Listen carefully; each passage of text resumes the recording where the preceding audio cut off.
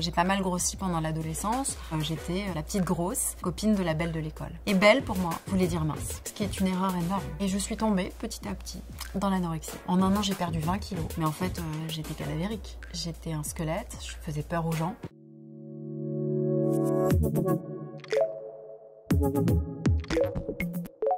Bonjour, je suis Charlotte Rosier-Tapiro, je suis animatrice, maman, épouse, femme. Bienvenue sur Papillon Action. J'ai démarré prépa, grande école de commerce, et quand je suis arrivée en marketing, j'étais pas vraiment heureuse. J'ai découvert ce qu'on appelle des talents naturels. Et les miens étaient en totale inadéquation avec mon métier et la boîte dans laquelle j'étais. Mais j'ai eu la chance de pouvoir découvrir le métier que j'avais envie de faire. Et il s'agissait de conseil en images. Et depuis 2019, je suis ce qu'on appelle speaker, maîtresse de cérémonie. J'ai animé plusieurs tournées pour BPI France. Aujourd'hui, je me sens vraiment bien et je me sens alignée.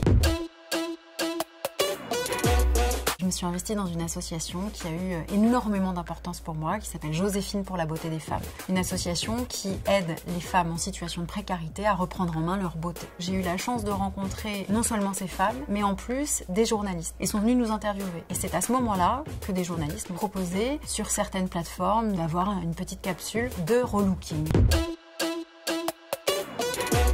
Alors le conseil en images, c'est du marketing de soi, c'est d'accompagner les gens sur la façon de se mettre en valeur. J'ai une boîte qui s'appelle Mademoiselle Charlotte qui fait du conseil en images. Le conseil en images est un métier qui n'existe pas. Il n'y a pas de diplôme officiel de conseil ou de consultant en images. Moi j'ai décidé de me former avec une personne qui travaille depuis déjà 10 ans dans le domaine et j'ai appris à conseiller les gens sur les couleurs à porter. On appelle ça la colorimétrie, des conseils morphologiques, les formes de vêtements, les coupes, et puis une gestuelle, puis une confiance en soi. C'est-à-dire que si la personne se sent bien avec elle-même dans le miroir, forcément qu'elle va dégager quelque chose qui sera différent. Donc le conseil en images, c'est un outil pour accompagner les gens sur le marketing d'eux-mêmes, sur comment être en confiance avec eux-mêmes.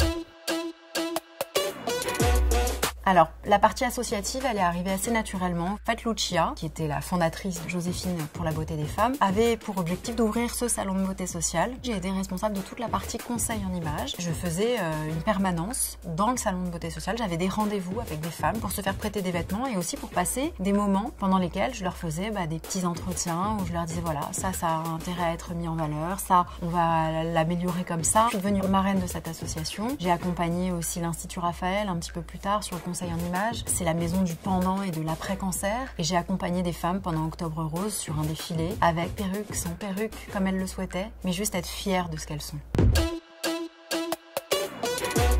Je me souviens avoir rencontré des femmes assez merveilleuses, une en particulier qui avait le mariage de sa fille, avec laquelle elle était un peu fâchée. Elle m'avait dit « j'ai pas d'argent pour acheter quoi que ce soit, je me sens moche, je pense que je vais pas y aller ». Cette femme, à la fin, elle est ressortie avec une très jolie robe et elle m'a dit « mais Charlotte, j'y vais et je suis fière ». Et quand elle est revenue me voir pour me raconter et me montrer les photos, on était en larmes toutes les deux.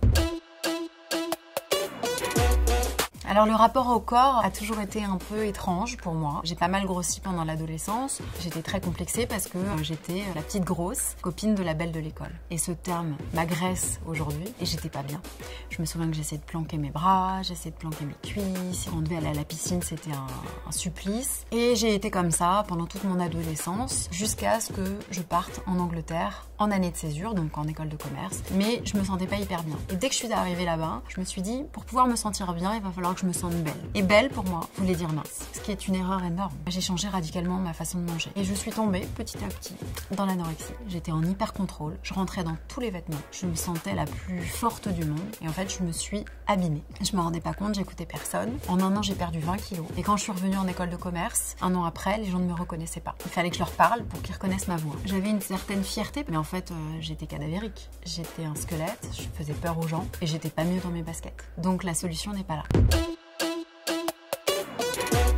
Ça a duré un bon bout de temps, jusqu'à ce que je rencontre mon mari qui m'a donné goût à la vie parce que j'ai appris à partager des moments, à partager des bons plats. Je suis redevenue un peu plus qui j'étais. Je suis tombée enceinte et puis les fameux 20 kilos, je les ai repris. J'ai eu beaucoup de mal à reperdre ces 20 kilos et je suis tombée dans l'inverse. J'ai commencé à me faire vomir, la boulimie, vomiting. J'avais besoin de ces soupapes de décompression. Il fallait que je me remplisse et puis j'assumais pas. Et ce qui est horrible, c'est que ça m'a coupé un peu du monde, ça m'a remise un peu dans le mensonge et puis on grossit en plus parce que ça fait pas maigrir. Jusqu'à ce que je rencontre les bonnes personnes et que je rééquilibre tout ça. Aujourd'hui, je peux pas vous dire que c'est parfait, ce serait un mensonge, mais j'y travaille, j'ai envie de partager des moments avec des gens que j'aime manger, je ne vomis plus. C'est pas parce que j'ai un métier d'image que mon image est si importante, elle l'a toujours été. Aujourd'hui, dans notre société, on est dans une société d'image, donc aujourd'hui, il faut faire très attention parce que même moi, je suis tombée dans ce piège-là. Le naturel, le vrai, essayer de rester le plus proche de soi, c'est ce qui fait le plus de bien. Parce que finalement, le regard de l'autre, on s'en fout. Enfin, il faut s'en foutre, même si c'est compliqué. Et encore aujourd'hui, j'y travaille.